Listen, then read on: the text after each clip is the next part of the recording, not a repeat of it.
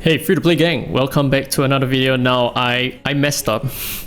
Thanks to some of you guys, I realized what my mistake is, and I'm going to clarify everything that I said wrongly in the previous video, in this video, and of course, you guys can already see I have a new setup here. I don't have my microphone anymore. Oh, nope. I don't have a microphone anymore. I decided to go with a very beautiful mic. So I got myself an Audio Technica. I invested a little bit to try to improve the quality of my videos. Okay, so anyway, the mistake that I made was regarding falsetto fantasy. And damn it, BB, stop scratching stuff.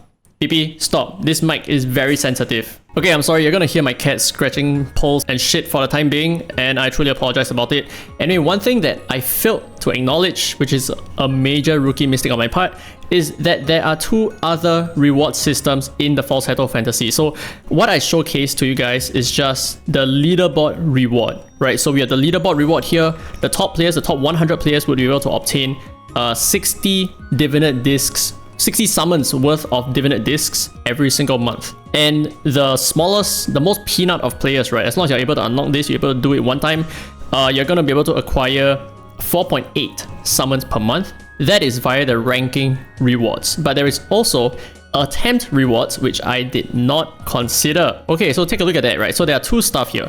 There is your best records, and there is also your attempt records, or your attempt benefit bonus, whatever you call it, right?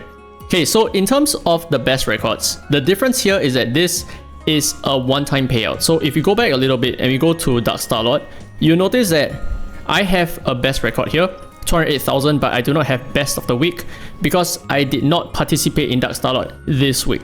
So you notice that I've already claimed the rewards last week, and therefore these rewards here, they do not reset, at least as far as I'm aware. Thanks to Nikoni, by the way, for giving me all of these very crucial information so that I can make this video and clarify and incarcerate myself, essentially. These rewards are only one-time basis, so you will not be able to acquire more of them. So the moment you get EX++ once, you get all the rewards here, which is 31 summons worth of divinate discs. And of course, on top of that, we have other things like gold records and all of that good stuff.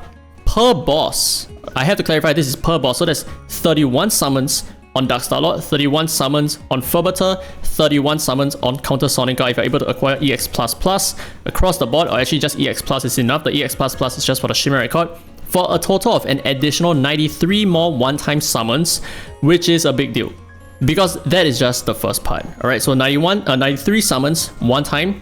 And what about the attempt reward basis? So let me just go ahead and blitz this with just a very random team that I put together. It's essentially just my 6-star Espers. Not all of them have equipment. So for example, if we take a look at my Intisa here, right? Just to clarify, my Intisa does not have any equips, or rather she is partially equipped, and therefore I'm pretty sure that most of you guys are gonna do a lot better than 1.5 million, which means I think the bulk of you, or at least my viewers, you're gonna get at least EX on average, I would think. So you're gonna be able to acquire all the Oblimons, and you're just missing a little bit just to get an additional one-time payout of your dividend disc. Now, the reason why it's so important for you to score high in this content is because every time you participate, you notice that just now when I got D+, I actually got 25 dividend discs and 4 of these dividend EXP materials.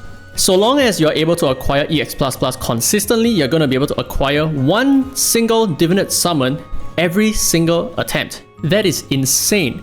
Now, the reason why this is so insane is because we get 18 attempts every single week. So from Monday to Saturday, you get 3 attempts per day, and you can save it all the way onto Saturday and use it all at once on all the 3 bosses that it's going to open up on the last day, which is Saturday every single week. So with 18 attempts, and if you're able to acquire EX++ consistently, even as a casual player, right, you're going to be able to afford 18 summons per week, which is 72 summons per month. So that is whatever that we already have on the leaderboard reward, plus your attempt payout. Now this is a big deal, and the reason for that is because assuming, let's say you suck at these 2 bosses, right? Because these 2 are like much harder bosses, and you can only do Ferbiter consistently to get EX++, you can actually focus all your resources onto Ferbiter and acquire 72 summons this way via just spamming EX++ and just foregoing your leaderboard entirely. Because honestly, the rewards here, they are really so bad, right? They're really so bad. Like, let's say even if you're like the top 10% player, right? Okay, so maybe the top 11%, you're only able to acquire an additional 400 discs But maybe by attempting this, you're actually foregoing a lot of EX++ runs because you're probably going to get like, I don't know, maybe an EX here or maybe an a triple S score on Dark Starlord. And by doing so, you're going to be foregoing a little bit more payout, right? Okay, honestly, it's not that much. You're just losing about 20, so scrap whatever I just said, but just note that it might be a strategy to do Counter Sonica and Dark Starlord once and just spam the rest into Ferbiter just so that you can acquire consistent EX++ scores so that you can get the most free attempt divinate discs every single week, or like whenever you attempt this Falsetto Fantasy. So all in all, what I said yesterday is entirely untrue. So the most casual of noobs out there who is able to just stay at like top 100% but able to achieve EX++ consistently, you're actually not going to get 4.8 summons per month. You're actually going to get 76.8 summons per month. So 72 plus 4.8. Now that is a major difference because the top player would now, instead of acquiring 60 per month, they would be acquiring 60 plus 72, which is 132 summons per month. So the difference from 60 versus 4.8, which is about 15 times difference. I mean, it's less than 15 times, but right now it is further reduced. The gap, at least, right? The gap between the top player and the smallest player who is able to acquire EX++ is less than twice. So if let's say you're able to acquire straight up EX++ all the way, but still remain at like top 100% in the leaderboard, which means you are like one of the worst players, right? So to speak. You're still more than half the way to the top reward possible, attainable by the Falsetto Fantasy. So this is a lot of additional rewards that I just completely missed out on. And I'm not sure why. This, like I said, it's a rookie mistake. I should have just checked. I should have just clicked everything and just double checked. Like all of these dumb buttons, just press everything and figure it out. But somehow I did not. But yeah, so this is just something that I needed to clarify. And one more thing, which is the Dona thing. So I mentioned about Dona needing 210 days. That's actually not true. So you go to the shop, you see that I still have another 2 more Ripple fragments here, right? 2 more Divinate fragments.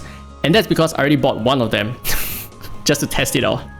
And I forgot that I started off with 3. So it is indeed true that we only need 140 days to max out a D6 Dona Divinate. But for the most part, most of you guys will only need 70 days in total just to get a D3 Dona Divinate so that you can maximize Dona's effectiveness, which is just to have his D3 effect as soon as possible. And that's pretty much all you need. I don't think you need the base stats from D4 to D6.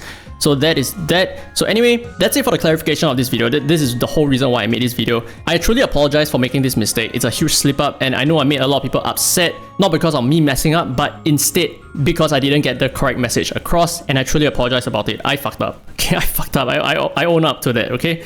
Anyway, I hope you guys enjoyed today's content. If you did, don't forget to thumbs up. It really helps the channel, and subscribe for more Dislyte content. Now with that said, this has been Derek Free to Play, and as always, I will see you in the next video. Oh, and let me know whether you like this sound a little bit more than my headphones, because I kind of dislike speaking with my headphones. It feels very unnatural, but this feels a lot better for me. So yeah, let me know.